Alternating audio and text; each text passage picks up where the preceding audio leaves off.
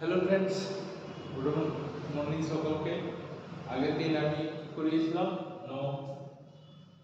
Motion অর্থাৎ গতি চ্যাপ্টারের পার্ট 1 হয়েছিল।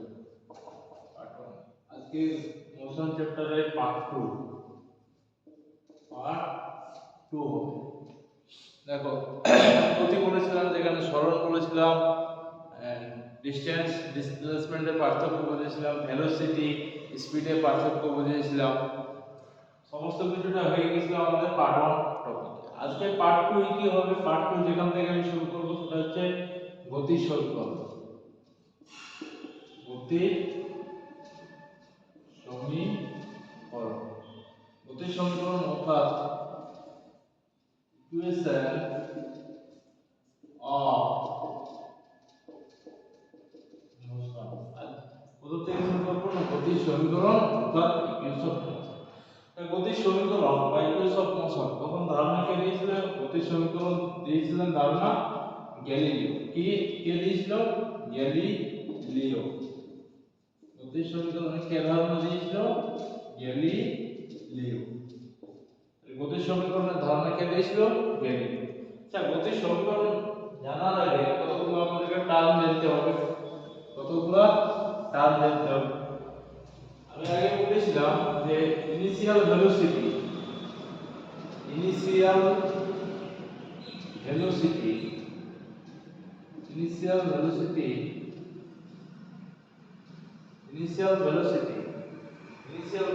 কে কি বলা হয়?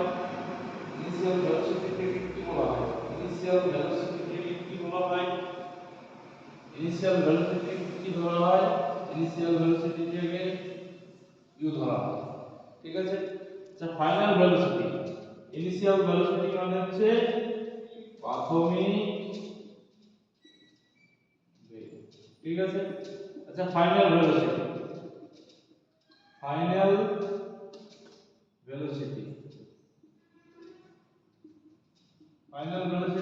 ভি ধরা হয়। ইনিশিয়াল ভেলোসিটিকে ই ধরা হয়, ফাইনাল ভেলোসিটিকে ভি ধরা হয়। তাহলে ফাইনাল ভেলোসিটি মানে অন্তিম বেগ। ঠিক আছে। সময়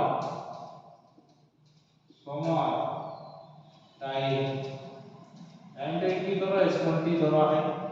initial velocity small u, final velocity small v, time small t. Acceleration অর্থাৎ ত্বরণ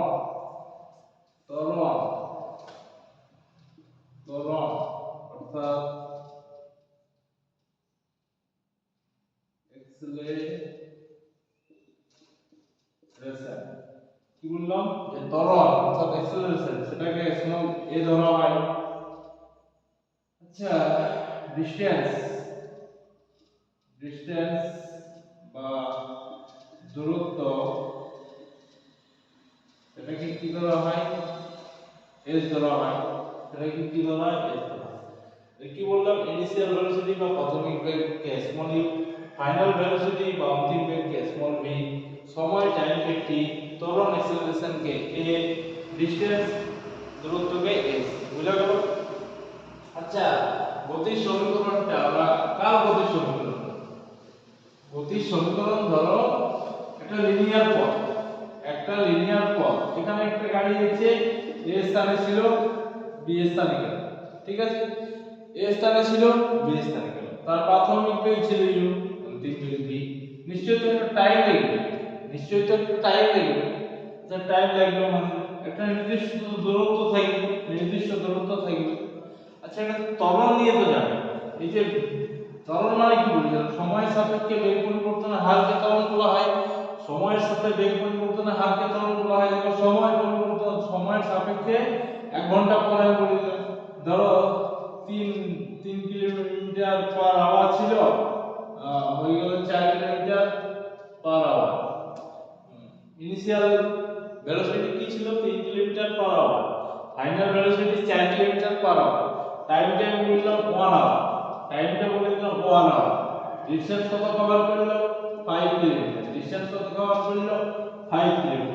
সেখানে তুমি দেখতে পাচ্ছ যে ডিসটেন্স আছে 5 কিলোমিটার, ইনিশিয়াল স্পিড ভেলোসিটি আছে, ফাইনাল ভেলোসিটি আছে, টাইম আছে, ঠিক আছে। ইনিশিয়াল ভেলোসিটি মানে প্রাথমিক বেগ, ফাইনাল ভেলোসিটি মানে অন্তিম বেগ, এস মানে ডিসটেন্স, হলো টি ফর টাইম। নিশ্চয়ই তো একটা নির্দিষ্ট ত্বরণ থাকবে, নির্দিষ্ট ত্বরণ থাকবে। ত্বরণ কত হবে? V minus you by T. ত্বরণ মানে ভি মাইনাস ইউ, সময় সাপেক্ষে বেগ পরিবর্তনের হারকে ত্বরণ বলা হয়। ত্বরণ মানে কি? সময়ের সাপেক্ষে বেগ পরিবর্তনের হারকে ত্বরণ বলা হয়। তো 4 মাইনাস 3 বাই 1 মানে 1 বাই 1 সমান 1 মিটার পার সেকেন্ড স্কয়ার। ত্বরণ কত? 1 মিটার পার সেকেন্ড স্কয়ার। বোঝা গেল? তো এইভাবে আমরা গতির সমীকরণটা হয়। এর গতির সমীকরণ কিসে বলছি? লিনিয়ার পথ অর্থাৎ সরলরৈখিক পথে কোনো বস্তুর গতির সমীকরণ। কি বললাম? সরলরৈখিক পথ বা লিনিয়ার পথে বস্তুর গতির সমীকরণ। লিনিয়ার পথ হতে পারে, সার্কুলার হতে পারে, ঠিক আছে। এভাবে যতগুলো পথ আছে সেগুলোর গতির সমীকরণ।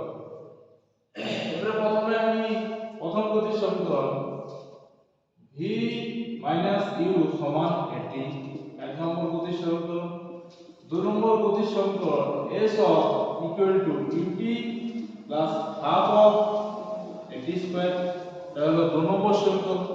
তিন নম্বর গতির সমীকরণ হচ্ছে v minus v square minus c square সমান 2as, এটা তিন নম্বর গতির সমীকরণ।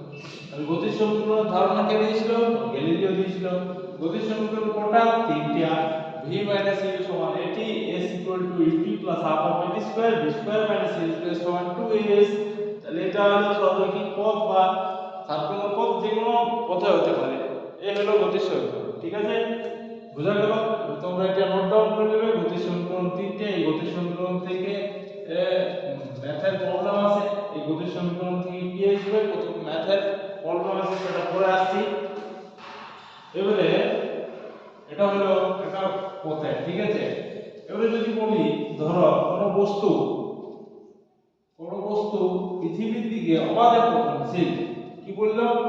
কোনো একটা বস্তু পৃথিবীর দিকে অবাধে পতনশীল, এর নিশ্চয়ই একটা ত্বরণ থাকবে, সেটা কি বলা হয়? জি, অর্থাৎ গ্র্যাভিটি অভিকর্ষণ ত্বরণ থাকবে।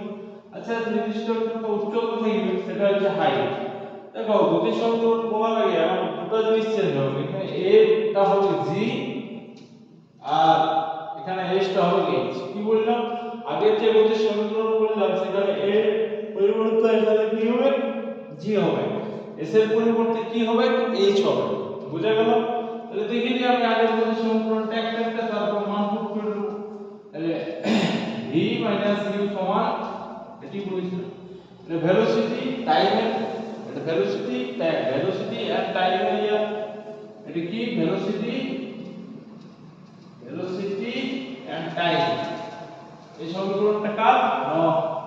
বেগ আর সময়ের সমীকরণ। কার সমীকরণ? বেগ আর সময়ের সমীকরণ, ঠিক আছে। ভালো, এটা জানা হয়ে গিয়েছিল আগের পার্টে। এবারে দেখে নিই যে অবাধে পতনশীল বস্তুর ক্ষেত্রে গতির সমীকরণটা কেমন। তাহলে বলো v মাইনাস ইউ, এর জায়গায় আমি কি বলেছি? g, তাহলে এর জায়গায় g পুট করে দেবো, বাস।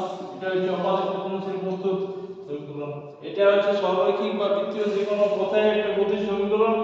এটা হচ্ছে একটা অবাধে পতনশীল বস্তুর গতির সমীকরণ। বুঝা গেল এক নম্বরটা। চলো দুই নম্বরটা আসি।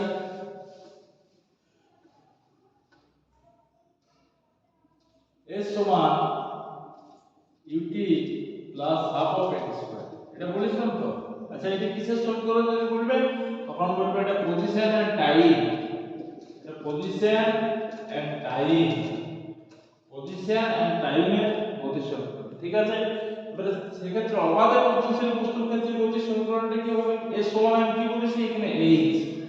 s সমান h, তাহলে same ut plus half of এই জায়গায় g t স্কয়ার। এটা হলো দুই নম্বর অবাধে পতনশীল বস্তুর ক্ষেত্রে গতির সমীকরণ। h equal to ut plus half of gt square, এটা দুই নম্বর অবাধে পতনশীল বস্তুর ক্ষেত্রে গতির সমীকরণ।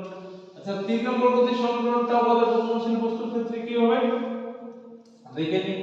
যেটা বলেছে v square minus c square সমান 2as, অর্থাৎ ভেলোসিটি পজিশনের, এটা কি কিসের সমীকরণ? না বলবে ভেলোসিটি পজিশন, ভেলোসিটি পজিশনের সমীকরণ। কিসের সমীকরণ ছিল? ভেলোসিটি পজিশনের সমীকরণ ছিল। এবার দেখি গতির সমীকরণটা কেমন হবে, অর্থাৎ v square minus e square সমান 2 এই জায়গায় g এস এর জায়গায় h 2gh, v square minus e square সমান 2gh। এটা হয়ে গেল অবাধে প্রথম শ্রেণীর বস্তুর ক্ষেত্রে তিনটা গতির সমীকরণ। এটা হচ্ছে 3 নম্বর, বুঝা গেল? এবারে ধরো একটা বস্তুকে আমি অভিকর্ষের বিপরীতে তুলব।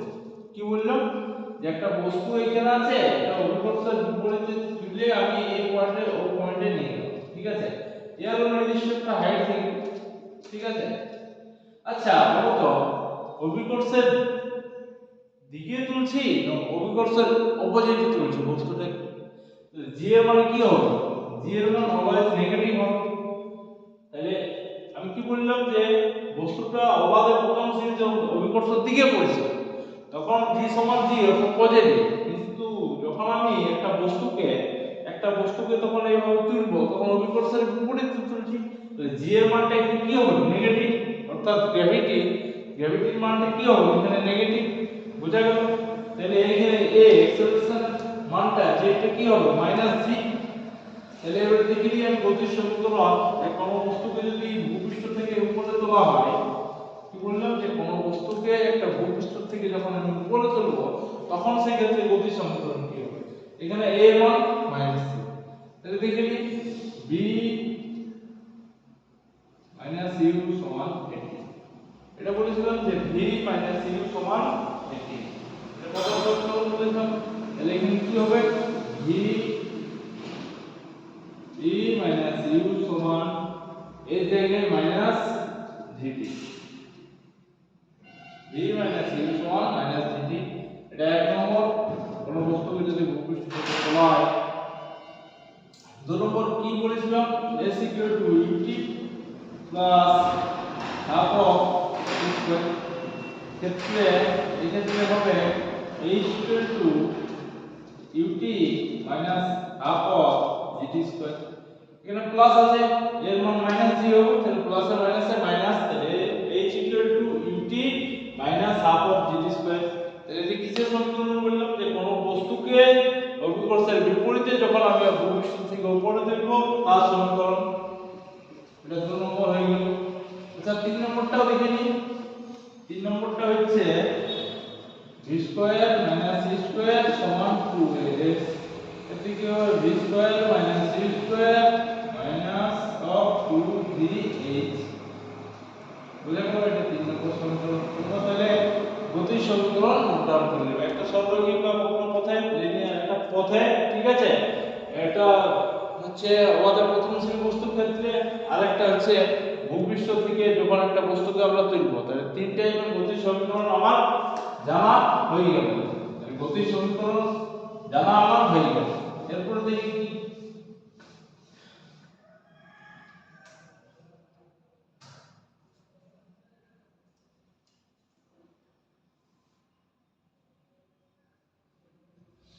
এবারে আসছে গ্র্যাভিটেশনাল ফোর্স। এবারে আসছে গ্র্যাভিটেশনাল ফোর্স, অর্থাৎ মহাকর্ষীয় বল।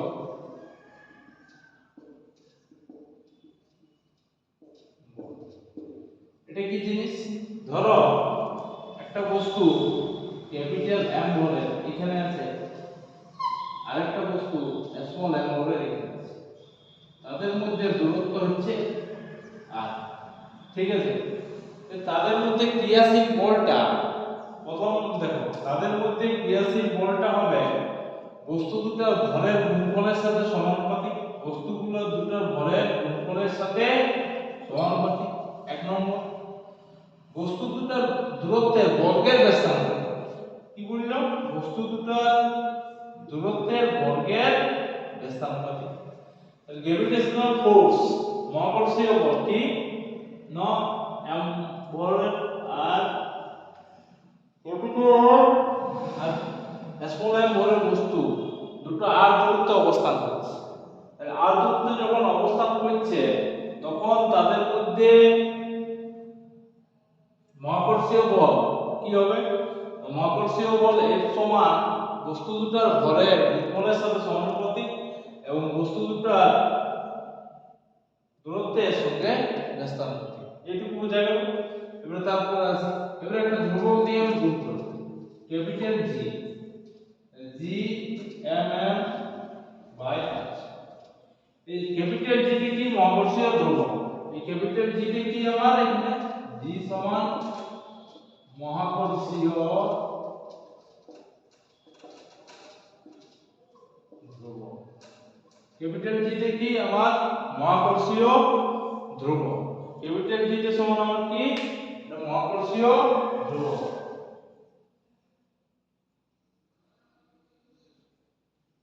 বুঝা গেল যে মহাকর্ষীয় ধ্রুবকটা কি? কি বললাম? এই মহাকর্ষীয় জি টি কি? মহাকর্ষীয় ধ্রুবক। এই কি বললাম মহাকর্ষীয় বল? যে এখানে একটা বস্তু আছে, ক্যাপিটাল এম ভরের আর স্মল এম ভরের একটা বস্তু আছে, তাদের মধ্যে দূরত্ব r। তাহলে মহাকর্ষীয় যে বলটা কি হবে? F সমান বস্তু দুটার ভরের গুণফলের সাথে সমানুপাতিক এবং বস্তু দুটার দূরত্বের বর্গের ব্যস্তানুপাতিক। যখন আমি ইনভার্সটা তৈরি করব তখন একটা ধ্রুবক দিয়ে গুণ করব, তাহলে F সমান gmm বাই r স্কয়ার। জি তে কি? মহাকর্ষীয় ধ্রুবক। জি এর মান কত? জি এর মান 6.67 into 10 to the power minus 11। এককটা কি হবে? এককটা কি হবে? Newton metre square, newton metre square kg inverse 2, newton metre square kg. কেন হবে দেখো বলছি এখানে, তাহলে জি সমান কি হবে? জি সমান আমার কি হবে? জি সমান F into r স্কয়ার, এইটা দাঁড়াবে। ঠিক আছে। আচ্ছা, বলের একক কি? নিউটন। ঠিক আছে। দূরত্বের একক, দূরত্বের স্কয়ার আছে, মিটার স্কয়ার আছে, দুটো বলের গুণফল ওই জন্য কেজি ইনভার্স 2। তাহলে জি এর এইটা হচ্ছে দাঁড়াবে জি সমান F r square m1 by m1 by sorry G equal to F r square by m1 into m1 into m1 into m2 করতে পারো, বা capital M into small m। বুঝা গেল? তাহলে গ্র্যাভিটেশনাল ফোর্সটা বুঝা গেল।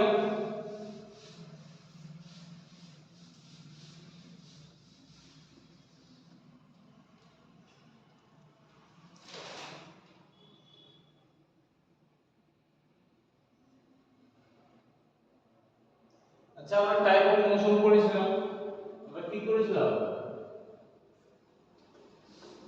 টাইপ অফ মোশন আমরা বলেছিলাম যে বৃত্তীয় গতি আছে, ঘূর্ণন গতি আছে। আচ্ছা, টাইপ অফ মোশন আমরা বলেছিলাম বৃত্তীয় গতি আছে, ঘূর্ণন গতি আছে। তাহলে আমার প্রথমে এসেছি বৃত্তীয়,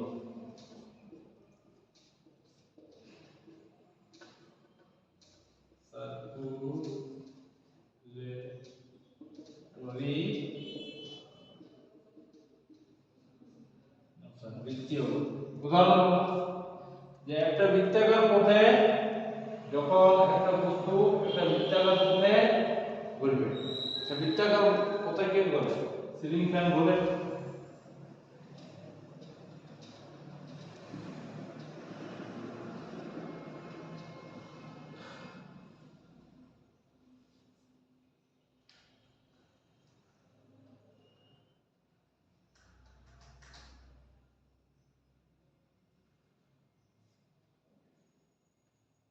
বলো বলো উদাহরণ। বৃত্তীয় গতিতে উদাহরণ সিলিং ফ্যান। আর কি আছে? ধরো এটা সূর্য, সূর্যের চারদিকে গ্রহগুলো ঘুরছে, হলো দা বলতে পারো the earth around the sun, the earth around the sun. আর কি হতে পারে? স্যাটেলাইট, স্যাটেলাইট, স্যাটেলাইটও কোনো গ্রহকে, পৃথিবীর স্যাটেলাইট গুলো পৃথিবীকে কি করছে? পৃথিবীর বৃত্তাকার পথে ঘুরছে।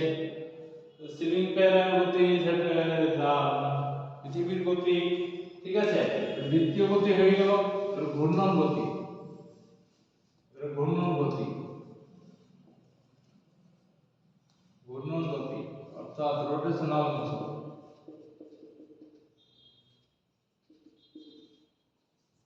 রোটেশনাল নিজের অক্ষের চারদিকে কে ঘোরে? আর্থ ঘোরে। নাগরদোলা,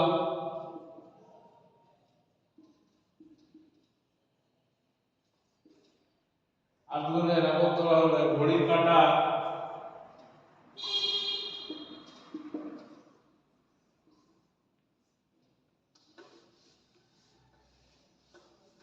এগুলো কি সব ঘূর্ণন গতির উদাহরণ, বৃত্তীয় গতির উদাহরণ, বুঝা গেল।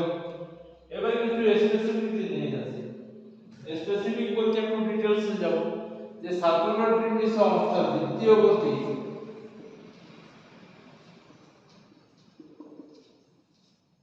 বৃত্তীয় গতি অর্থাৎ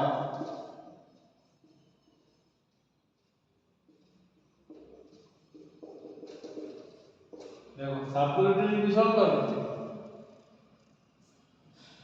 এটা উদাহরণ বলি। এক নম্বর গাড়ি ধরো, আমি এক নম্বর গাড়ির কথা বলছি, স্পিড ছিল 5 কিলোমিটার পার আওয়ার, পরও দেখা গেল যে 5 কিলোমিটার পার আওয়ার। দু নম্বর গাড়ি 5 কিলোমিটার পার আওয়ার, পরে দেখা গেল 7 কিলোমিটার পার আওয়ার। কি বললাম? এক নম্বর গাড়ি প্রথমে স্পিড ছিল 5 ইনিশিয়াল, ফাইনাল হচ্ছে 5। দু নম্বর গাড়ি ইনিশিয়াল 5, ফাইনাল হচ্ছে 7। এখানে মূলত কার গতি একই আর কার গতি আলাদা। কার গতি একই, একই, একই কথার অর্থ কি? অভিন্ন, অভিন্ন। আর এটা ভিন্ন। আচ্ছা, অভিন্নকে কি বলা হয়? ইউনিফর্ম। অভিন্নকে কি বলা হয়? ইউনিফর্ম। আর ভিন্নকে নন ইউনিফর্ম, নন ইউনিফর্ম। বুঝা গেল যে ইউনিফর্ম আর নন ইউনিফর্ম কি? ইউনিফর্ম মানে অভিন্ন, মানে কি 5 কিলোমিটার ইনিশিয়াল, ফাইনাল হলো 5 কিলোমিটার পার আওয়ার। এটারও initial 5 kilometre per hour, final 7 kilometre per hour. তাহলে দুটো তো ভিন্ন আর দুটো অভিন্ন। তাহলে একটা ইউনিফর্ম একটা নন ইউনিফর্ম। তাহলে ইউনিফর্ম আর নন ইউনিফর্ম বুঝা গেল। আচ্ছা, ইউনিফর্মে আমরা কি দেখতে পাচ্ছি? ইউনিফর্মে আমরা ভেলোসিটিটা বা স্পিড কি দেখতে পাচ্ছি? আমি কনস্ট্যান্ট। কি দেখতে পাচ্ছি? কনস্ট্যান্ট। আর এখানে কি দেখতে পাচ্ছি? আমি স্পিডটা চেঞ্জ। এখানে স্পিডটি কি দেখতে পাচ্ছি? কনস্ট্যান্ট। আর এখানে স্পিডটি কি দেখতে পাচ্ছি? চেঞ্জ। তাহলে বৃত্তীয় গতি সার্কুলেটরি মোশন আমার কয়টা টাইপ? দুটো টাইপ। একটা হচ্ছে ইউনিফর্ম সার্কুলেটরি মোশন আর একটা নন ইউনিফর্ম সার্কুলেটরি মোশন, অর্থাৎ অভিন্ন বৃত্তীয় গতি আর ভিন্ন বৃত্তীয় গতি। এখানে কি আমরা দেখতে পেলাম? যে constant speed. Uniform circulatory motion speed কি কনস্ট্যান্ট, আর এইটার স্পিড কি চেঞ্জ। বুঝা গেল? এই বৃত্তীয় গতির দুটো টাইপ আমার জানা হয়ে গেল, যে কোনটা ইউনিফর্ম আর কোনটা নন ইউনিফর্ম, অর্থাৎ কোনটা ভিন্ন কোনটা অভিন্ন। আচ্ছা, এবারে আমার যে ফোর্স, এবারে আছে আমার ফোর্স। ধরো আমি তোমাকে কি বলবো, একটা বৃত্তাকার পথ, ঠিক আছে।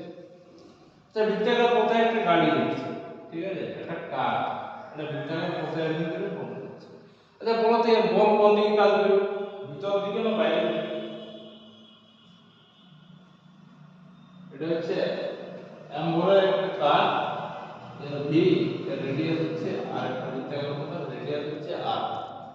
আচ্ছা, এর বলো যে এর বলটা কোন দিকে কাজ করবে, বাইরের দিকে না ভিতরে? এর বলটা কাজ করবে কোন দিকে? ভিতরের দিকে। কোন দিকে? ভিতরের দিকে। ভিতরের দিকে ফোর্স। ঠিক আছে, যখন ভিতরের দিকে আমি ফোর্স তখন বলবো কেন্দ্রা, কি বলবো সেটাকে? কেন্দ্রাভিমুখী বা সেন্ট্রিপিটাল। কি ফোর্স বলবো? Centripetal force. কি বললাম? যে একটা বৃত্তাকার পথে একটা m ভরের গাড়ি v বেগে r ব্যাসার্ধের একটা বৃত্তাকার পথে ভ্রমণ করছে, তখন তার বলটা কোন দিকে কাজ করছে? ভিতর দিকে কাজ করছে। আচ্ছা, ভিতর দিকে কাজ করছে তখন এই ফোর্সটাকে কি বলবো? Centripetal force. সেন্ট্রিপিটাল অর্থাৎ কেন্দ্রাভিমুখী বল, অর্থাৎ কেন্দ্রাভিমুখী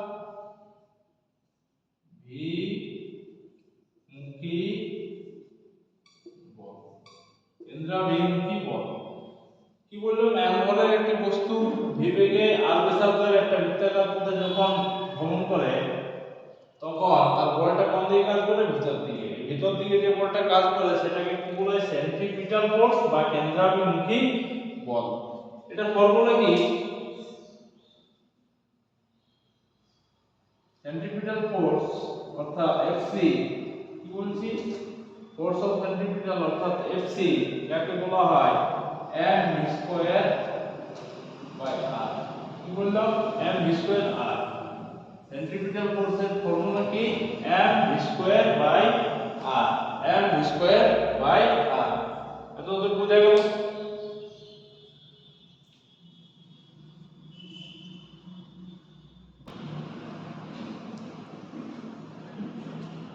তাহলে সেন্ট্রিপিটাল ফোর্স বা কেন্দ্রাভিমুখী বল বোঝা গেল। এরপরে আসছে, ধরো আমি একটা উদাহরণ দিই।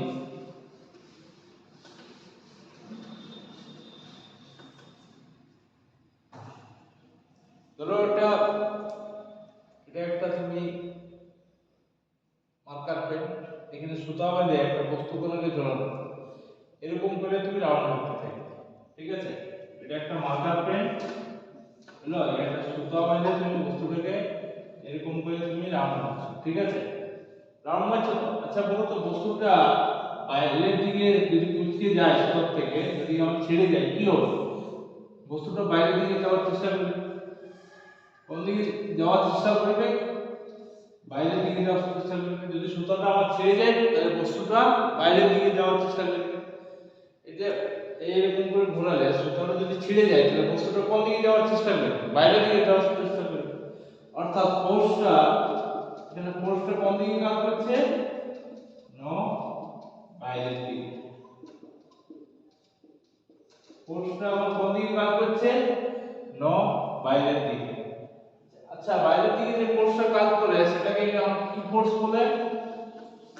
Centrifugal force. কি ফোর্স বলে? সেন্ট্রিফিউগাল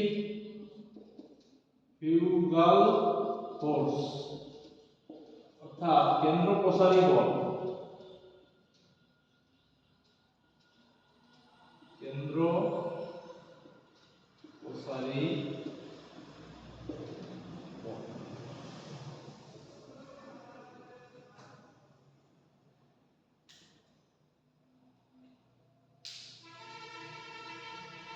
যে সেন্ট্রিফিউগাল ফোর্স একটা প্রিন্সিপালের উপর কাজ করে, সেই প্রিন্সিপালটা হচ্ছে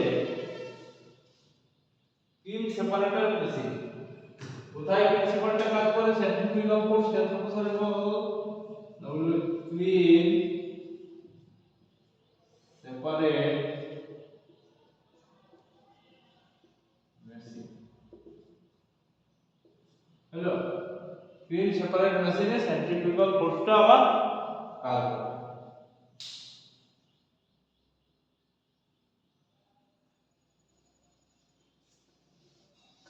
সেন্ট্রিপিটাল ফোর্স আর সেন্ট্রিফিউগাল ফোর্স বোঝা গেল। আচ্ছা, এবারে আসছি আমরা কৌণিক বেগ।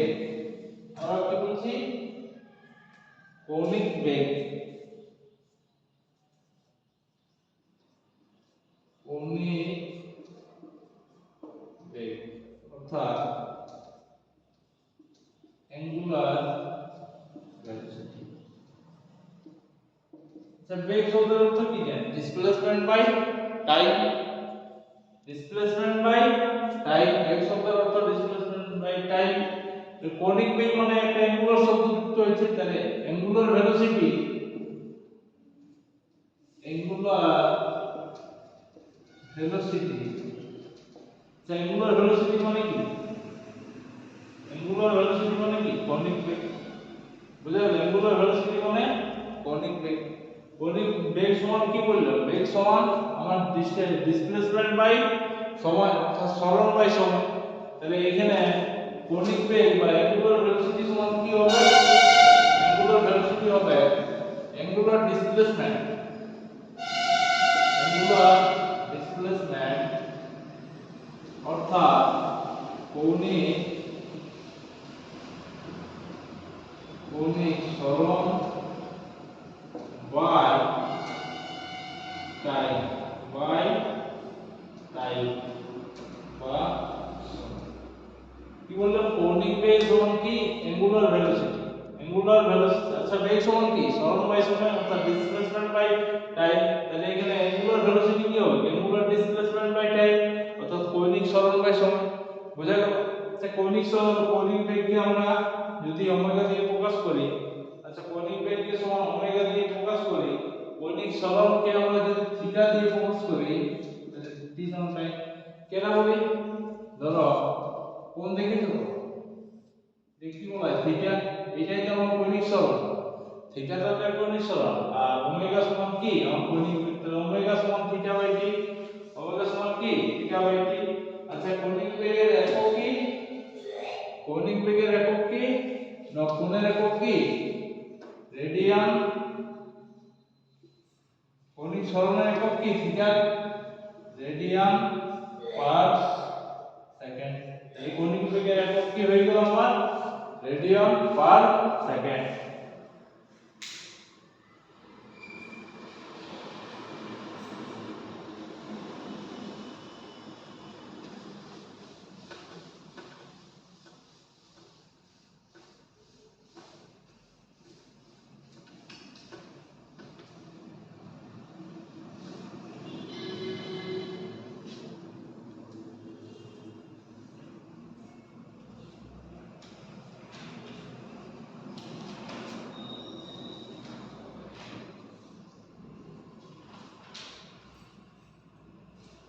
আচ্ছা তাহলে আজকে তোমাদের পার্ট 2 এখানে, তো নেক্সট ক্লাস হবে তোমাদের, নেক্সট হবে তোমাদের projectile motion, Newton law, Newton law. এটা থাকবে তোমার পার্ট 3 তে, এটা থাকবে পার্ট 3। আজকে পার্ট 2 কমপ্লিট। পার্ট 3 থাকছে projectile motion, Newton law. Part 4 থাকছে